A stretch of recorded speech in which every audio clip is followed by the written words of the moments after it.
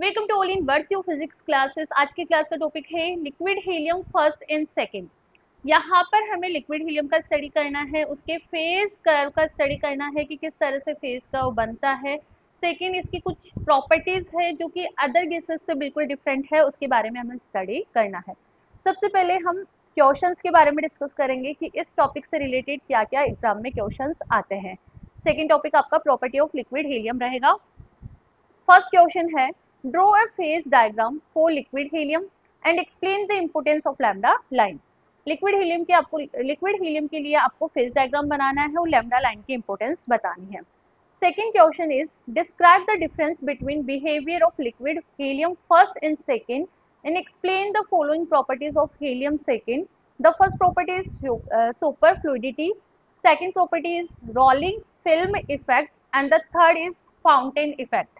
ठीक है, helium first second दोनों एक दूसरे से किस तरह से अलग अलग है और इसके साथ साथ ही हीलियम सेकंड की कुछ इंपॉर्टेंट प्रॉपर्टीज होती है, उनके बारे में आपको लिखना है और ये तीनों ही प्रॉपर्टीज आपको यहाँ पे एक्सप्लेन करनी है। The next question is, what are liquid helium first and second and discuss the important properties of helium second. तो बात समझ आई गई होगी आपको कि हीलियम की प्रॉपर्टीज से कितनी बार क्वेश्चन आए हुए हैं। In the next is, describe lambda line with the suitable diagram. Again phase curve आपको यहाँ पे ड्रॉ करना है, ठीक है। और explain the abnormal properties of liquid helium at lambda point. Lambda point पे किस तरह से हीलियम की प्रॉपर्टीज चेंज हो जाती है उसको एक्सप्लेन करना है, ठीक है। तो सबसे पहले हम बढ़ते हैं liquid helium first and second. Basic बात करेंगे पहले, ठीक है। लिक्विड हीलियम की हम बात करें तो जब भी आपको हीलियम को कूल करना है, लिक्विड के अंदर कन्वर्ट करना है या फिर कूल करना है, तो ये डिफरेंट प्रॉपर्टीज शो करता है compare to other gases like oxygen हुआ, हाइड्रोजन हुआ या फिर नाइट्रोजन हुआ, ठीक है। क्यों? बिकॉज इसका जो क्रिटिकल पॉइंट होता है वो होता है 5.2 केल्विन। क्रिटिकल पॉइंट से कम टेम्परेचर पे ये लिक्विड के अंदर कन्वर्ट हो जाती है और अप्रोक्सीमेट 4.2 केल्विन पे ये लिक्विड के अंदर कन्वर्ट हो जाता है। नेक्स्ट हम बात करें तो जब ये लिक्विड के अंदर कन्वर्ट होता है तो वहां पर जो प्रेशर है वो अप्रोक्सीमेट 1 एटमॉस्फेयर तक होना चाहिए। Liquid helium different property show करता है। कैसे? लिक्विड हीलियम यहाँ पे कलरलेस, ट्रांसपेरेंट और हाईली वोलेटाइल होता है। हाईली वोलेटाइल का मतलब कि ये जल्दी इवोपरेट हो सकता है। इसके साथ साथ ही इसकी डेंसिटी की वैल्यू भी बहुत कम होती है, 0.124 ग्राम पर सेंटीमीटर क्यूब, इतना कम इसका डेंसिटी का वैल्यू रहता है। इसके साथ साथ हम बात करें तो हीलियम को सॉलिड स्टेट में कन्वर्ट करना भी इजी नहीं है। क्यों नहीं है? यदि हीलियम को आपको फ्रीज करना है, इसको फ्रोजन करना है, तो आपको यहाँ पर लो टेम्परेचर के साथ साथ हाई प्रेशर अप्लाई करना पड़ेगा। बात करूं बेटा मैं T इक्वल टू 0 केल्विन और नॉर्मल प्रेशर, तब भी आपका हीलियम सॉलिड के अंदर कन्वर्ट नहीं होगा। लो टेम्परेचर के साथ साथ वहां पे हाई प्रेशर भी रिक्वायरमेंट रहता है। अदर गैसेस की हम बात करें लाइक दैट वही हाइड्रोजन हुआ, ऑक्सीजन हुआ या फिर नाइट्रोजन हुआ, ये जो गैसेस होती है वो 0 केल्विन पर नॉर्मल प्रेशर के अंदर भी सॉलिड स्टेट के अंदर कन्वर्ट हो जाती है, बट ये बिहेवियर हीलियम का नहीं होता है, ठीक है।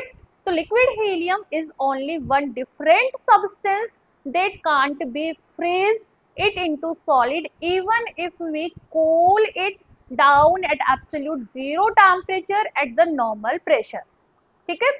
whereas the all other gases can be converted into solid at this temperature। इस टेम्परेचर पे जितनी भी अदर गैसेस होगी वो तो सॉलिड के अंदर कन्वर्ट हो जाएगी, बट लिक्विड हीलियम नहीं होता है। इसके लिए आपको लो टेम्परेचर के साथ साथ हाई प्रेशर भी अप्लाई करना पड़ेगा। तो अब हम देख लेते हैं कि टेम्परेचर और प्रेशर की क्या क्या वैल्यूज है जहां पर लिक्विड हीलियम सॉलिड के अंदर कन्वर्ट हो जाए, ठीक है। तो नेक्स्ट देखो, to making helium solid you need to apply high pressure like pressure of 23 atmosphere at temperature 1.1 K, ठीक है। यदि 1.1 के केल्विन आप टेम्परेचर अप्लाई कर रहे हो तो 23 एटमॉस्फेयर तक आपको वहां पे प्रेशर अप्लाई करना पड़ेगा, ठीक है। तो लो टेम्परेचर है और यहाँ पे प्रेशर हाई है। फिर अब हम टेम्परेचर की वैल्यू थोड़ी ज्यादा ले लेते हैं, लाइक दैट 4.2 केल्विन आपने टेम्परेचर लिया है, तो फिर इसके लिए प्रेशर और भी ज्यादा अप्लाई करना पड़ेगा। इसके लिए आप प्रेशर यहाँ पे अप्लाई करते हो 140 एटमॉस्फेयर तक, ठीक है। इसके बाद हम बात करें कि जो टेम्परेचर है वो 42 केल्विन है, तो उसके लिए हाई प्रेशर 5600 एटमॉस्फेयर तक अप्लाई करना पड़ेगा। तो इस तरह से इन वैल्यूज पे, इन टेम्परेचर और प्रेशर के वैल्यूज पे हीलियम सॉलिड स्टेट के अंदर कन्वर्ट हो जाता है। बात समझ आई। इसके साथ साथ ही solid helium like liquid helium is also colourless, transparent and highly volatile. जिस तरह से लिक्विड हीलियम कलरलेस होता है, ट्रांसपेरेंट होता है और हाईली वॉलेटाइल होता है, सेम वही प्रॉपर्टी यहाँ पे सॉलिड हीलियम की भी रहेगी। तो इस तरह से हमने बेसिक ऑफ हीलियम का यहाँ पे स्टडी कर लिया। सो नाउ फेज कर्व की तरफ बढ़ते हैं। फेज डायग्राम, हेडिंग डालो phase diagram, very important, chemistry के लिए भी इंपॉर्टेंट रहता है, केमिस्ट्री में भी आता है ये टॉपिक और फिजिक्स में भी आता है, और आप ये दोनों जगह लिख सकते हो, सेम दोनों जगह अप्लाई कर सकते हो क्योंकि सेम ही है, ठीक है। अब इधर आओ, सबसे पहले तो इस कर्व को समझो। कर्व में क्या क्या पॉइंट है, वन बाय वन हम उसका स्टडी करेंगे। ये कर्व हम ड्रॉ करते हैं बिटवीन प्रेशर एंड टेम्परेचर। तो हमने यहाँ पर क्या करा, एक्स एक्स के अलोंग टेम्परेचर डिफाइन कर दिया और वाई एक्स के अलोंग प्रेशर डिफाइन कर दिया, ठीक है। यू कैन सी हियर कि यहाँ पे कितने कर्व है। सबसे पहले हम फर्स्ट उठाते हैं कर्व, कर्व बी ए सी। सबसे पहले हमने क्या उठाया है, कर्व बी ए सी, ठीक है। इसे हम वेपर कर्व भी बोलते हैं। क्या बोलते हैं, वेपर कर्व भी बोलते हैं, जो कि स्टार्ट होता है फ्रॉम द क्रिटिकल पॉइंट। सी यहाँ पर क्या है, आपका क्रिटिकल पॉइंट है, ठीक है। तो ये कर्व कहाँ से शुरू हो रहा है, क्रिटिकल पॉइंट से शुरू हो रहा है। और क्रिटिकल पॉइंट कहाँ पर है, at the temperature 5.2 kelvin and pressure 2.26 atmosphere, ठीक है। जैसे जैसे हम क्रिटिकल पॉइंट से लेफ्ट हैंड साइड जाते हैं, टेम्परेचर और प्रेशर दोनों की वैल्यू, क्रिटिकल पॉइंट से हम लेफ्ट हैंड साइड जाते हैं तो टेम्परेचर और प्रेशर दोनों की वैल्यूज डिक्रीज होती जा रही है, ठीक है। इस कर्व के नीचे की तरफ, इस कर्व से नीचे की तरफ हीलियम वेपर फॉर्म में रहता है और इस कर्व से ऊपर की तरफ लिक्विड फॉर्म में रहता है, हीलियम लिक्विड फॉर्म में रहता है। तो ये फर्स्ट आपका कर्व हुआ, कर्व सी बी ए सी, जिसे हम वेपर कर्व भी बोलते हैं। तो पहले आप इस कर्व के बारे में भी लिख लो, उसके बाद आगे बढ़ेंगे। देखो अब इसी कर्व में जहां पर कर्व का कर्वेचर चेंज हो रहा हो, पहले कर्व ए से आ रहा है बेटा, देखो सी से ए आ रहा है, ठीक है। नाउ ए के बाद इसका कर्वेचर चेंज हो रहा है, नीचे की तरफ वो डिक्रीज हो रहा है। तो जिस पॉइंट पे कर्व का कर्वेचर चेंज होता है उसे हम बोलते हैं लैम्डा पॉइंट। क्या बोलते हैं, लैम्डा पॉइंट बोलते हैं, ठीक है। अब इधर आओ, सेकंड जो आपका कर्व है वो है D E F.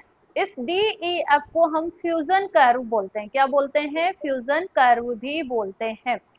Fusion curve अच्छे से समझ लो, फ्यूजन कर्व में पॉइंट ई क्या कहलाएगा, लैम्डा पॉइंट कहलाएगा। क्यों, क्योंकि ई पॉइंट के बाद इसका कर्वेचर चेंज हो रहा है, ठीक है। इस फ्रोजन पॉइंट की, फ्रोजन कर्व की हम बात करें तो ये डिफाइन करता है सॉलिड लिक्विड स्टेट को। कैसे, इसके ऊपर आपका हीलियम सॉलिड स्टेट में रहेगा और इस कर्व से नीचे हीलियम आपका लिक्विड स्टेट में रहेगा। और इन दोनों लैम्डा पॉइंट को यदि हम ज्वाइन कर दें, जिस लाइन से हम ज्वाइन करते हैं उसे लैम्डा लाइन बोलते हैं। इस लैम्डा लाइन के right hand side helium first होता है, जहां पे हीलियम की नॉर्मल प्रॉपर्टी को शो करता है लिक्विड। इसके साथ साथ इस लैम्डा लाइन के लेफ्ट हैंड साइड यदि हम चल जाए तो उस लिक्विड हीलियम की प्रॉपर्टीज चेंज हो जाती है, जो कि शो करता है अब normal behaviour of liquid helium, जिसे हमने हीलियम सेकेंड का यहाँ पे नाम दिया है, ठीक है।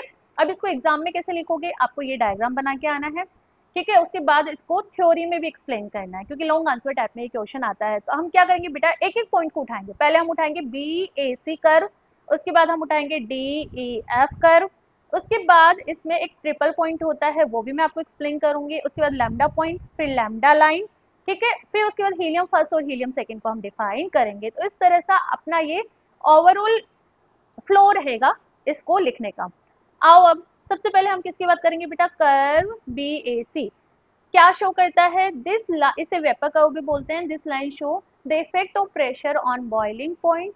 This curve start from the critical point, ठीक है, which is corresponding to temperature. इसके कॉरेस्पॉन्डिंग टेम्परेचर 5.2 केल्विन है। आ जाओ इधर, ये देख लो आप, टेम्परेचर 5.2 और प्रेशर कितना है 2.26, ठीक है। तो इसको मेंशन करो, and the pressure is 2.26 atmosphere.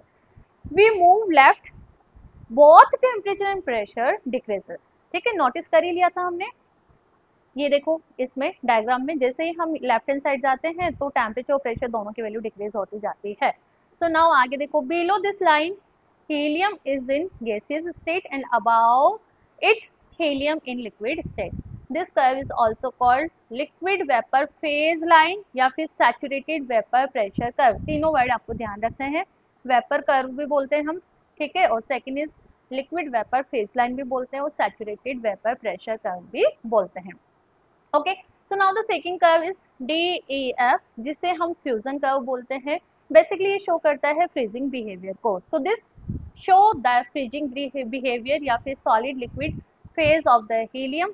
This curve is also called solid liquid phase line और फ्यूजन कर्व। ठीक है, liquid helium can only turn in solid if the pressure is about 25 atmosphere even at extremely low temperature. ये देख लिया था हमने कि T यदि आप 0 केल्विन लिख रहे हो, ठीक है, और प्रेशर आपका नॉर्मल है, तब क्या ये कन्वर्ट होगा? नहीं होगा सॉलिड के अंदर। ठीक है, कंपल्सरी है कि लो टेम्परेचर के साथ साथ आपको प्रेशर की वैल्यू हाई लेनी है। This means helium can't be frozen at 0 Kelvin unless the pressure is very high. Okay, and no triple point। देखो no triple point, triple point होता क्या है?